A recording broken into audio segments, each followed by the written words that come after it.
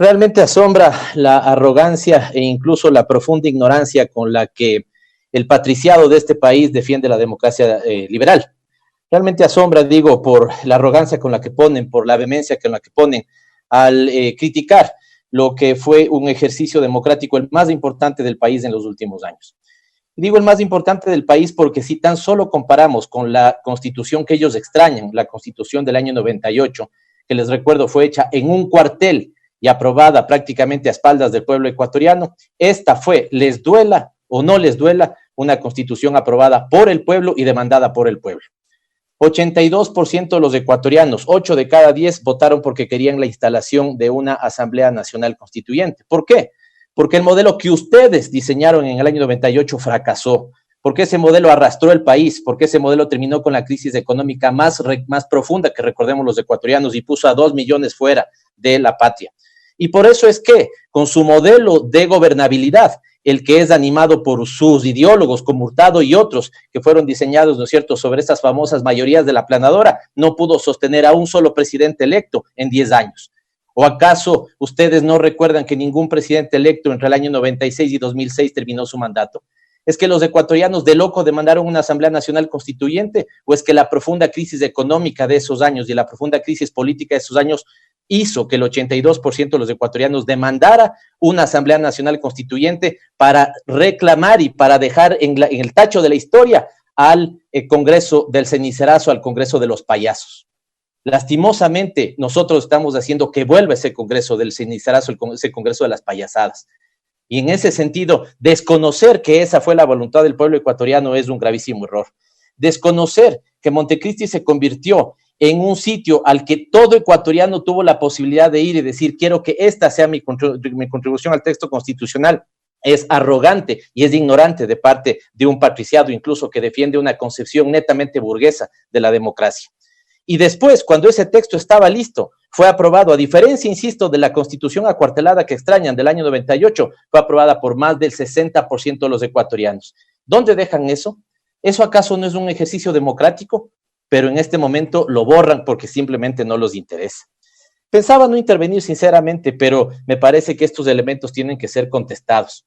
Por más de 10 años fui profesor de ciencia política, particularmente en teoría del Estado, y realmente asombra, digamos, incluso con la ligereza también que se señalan algunos elementos. Desde la teoría, sobre todo la teoría de la regulación francesa, que me parece que tiene una gran innovación, señala que el modelo de Estado no está desapegado del tipo de desarrollo que se elige, y por ello ellos plantean dos máximas.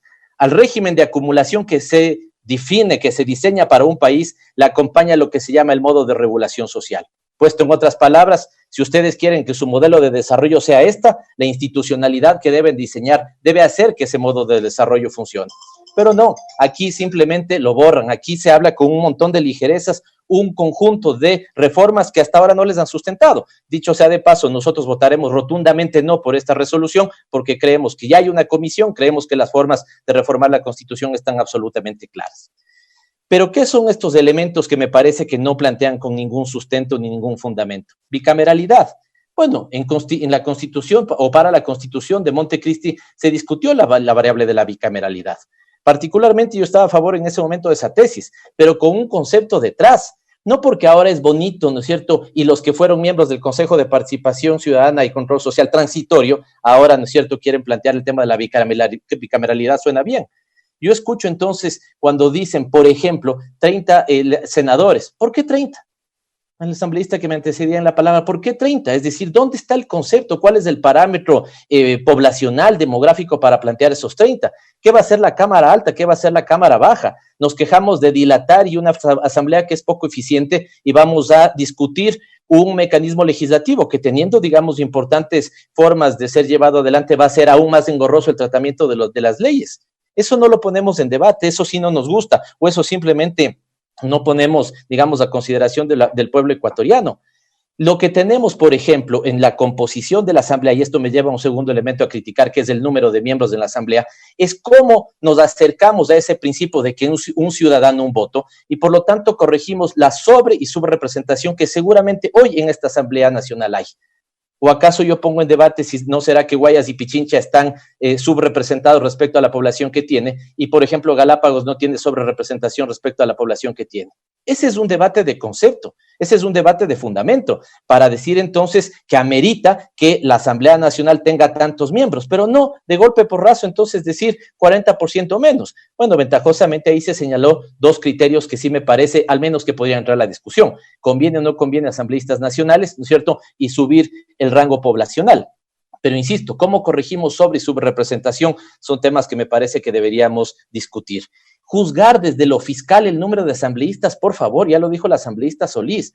Entonces, más bien, no definamos dos cosas. ¿Por qué no somos 12? ¿Por qué no son 12 asambleístas? Yo creo que sería absolutamente ágil. Pero entonces apostemos por eso, hagamos una declaración para que sean 12, 15, ya, 15, hagamos que sean 15. No puede ser ese el tratamiento asambleístas de que así se topen los temas de la representación del país.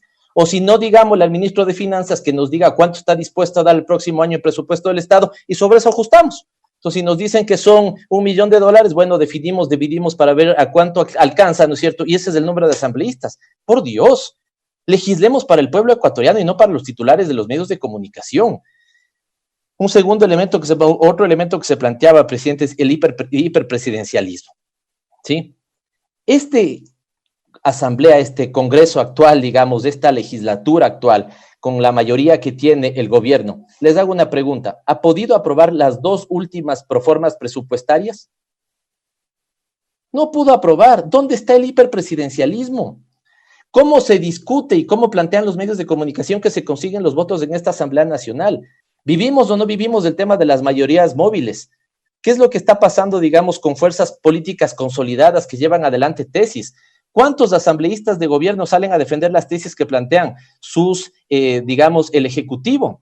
Hay una lógica ahí de gobernabilidad sobre la que esté operando la Asamblea en este momento. ¿Dónde está el hiperpresidencialismo? Insisto, si una figura tan clara como poder aprobar el presupuesto general del Estado no se ha podido hacer, porque este Ejecutivo no tiene una clara mayoría en la Asamblea Nacional.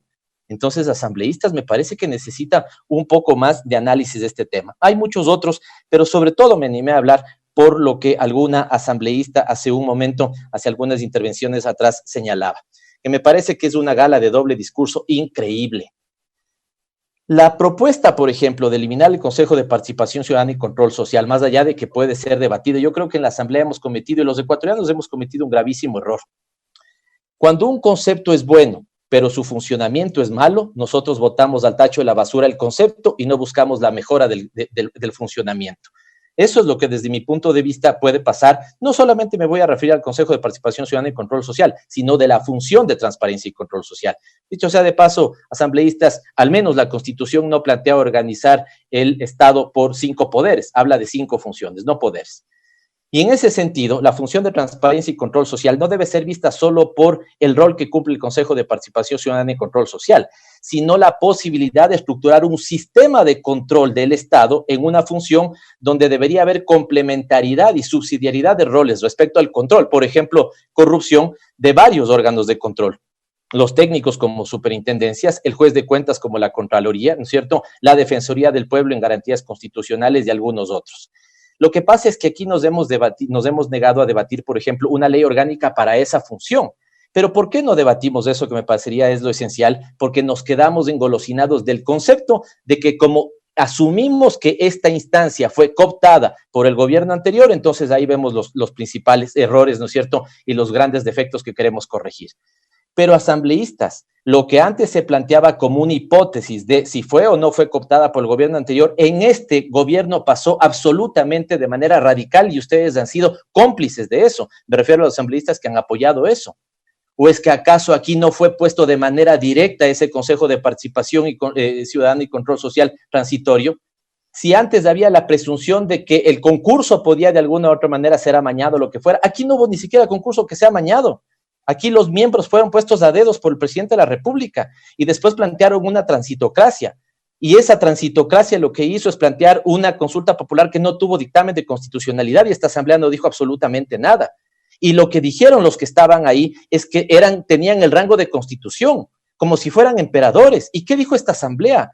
Cuando planteaban unas resoluciones, ¿no es cierto?, el Consejo de Participación Ciudadana y Control Social, transitorio me refiero, resoluciones del nivel de la Constitución, ¿dijo algo esta Asamblea Nacional? ¿Se quejó de algo de ese proceso de transitocracia? No lo hizo. Por lo tanto, es un doble discurso haber hecho lo que quisieron con el Estado, sobre pretexto de una institucionalidad que hoy lo que vivimos es todo lo contrario, profunda desinstitucionalización de los órganos y las entidades del Estado.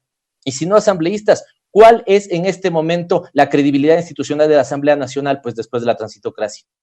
¿Y cuál es la credibilidad institucional del gobierno nacional? Pues después de la transitocracia. Y vamos así con todas las instituciones. Hasta las Fuerzas Armadas, que tenían alta credibilidad, en octubre destrozaron su credibilidad institucional. Y entonces los ecuatorianos hoy creen en las instituciones de su país, de la transitocracia que ustedes vieron alegremente que sucediera, asambleístas. Por favor, un poquito de sindéresis. Los que hablan incluso, ¿no es cierto?, de fraude, son los que votan de ese gobierno que dicen que es fraudulento, o votan proyectos de ese gobierno que es fraudulento. Para cerrar, presidente, me parece que esto es un doble discurso terrible, sobre todo a los proponentes. Estoy pensando Dávila, creo que es el apellido del que fue consejero y hoy es proponente, ¿no es cierto? Es como ver a algunos asambleístas. ¿Por qué son asambleístas y creen que esta asamblea está, digamos, sobre representada? Renuncien unos 40, pues entonces ya ahí tendríamos menos asambleístas. Me refiero a este ejemplo, o pongo ese ejemplo, para decirle al que era consejero de Participación Ciudadana y Control Social, ¿por qué no dijo que ese Consejo de Participación Ciudadana y Control Social no valía antes de ocupar ese puesto? ¿Por qué hicieron todo lo que quisieron dentro de ese Consejo de Participación Ciudadana y Control Social? Y cuando terminaron el proceso de desinstitucionalización del Estado, hoy sí no vale y hay que cerrarlo. Lo que va a pasar en pocos meses es que la ciudadanía va a rechazar profundamente esa hipocresía y va a tomar una decisión ventajosa para que el pueblo ecuatoriano pueda volver a gobernar sus destinos y no esta lógica de patriciado, ¿no es cierto?, defendiendo la democracia burguesa que tanto extraña. Así que nosotros votaremos tajantemente no por esta resolución, presidente. Muchísimas gracias.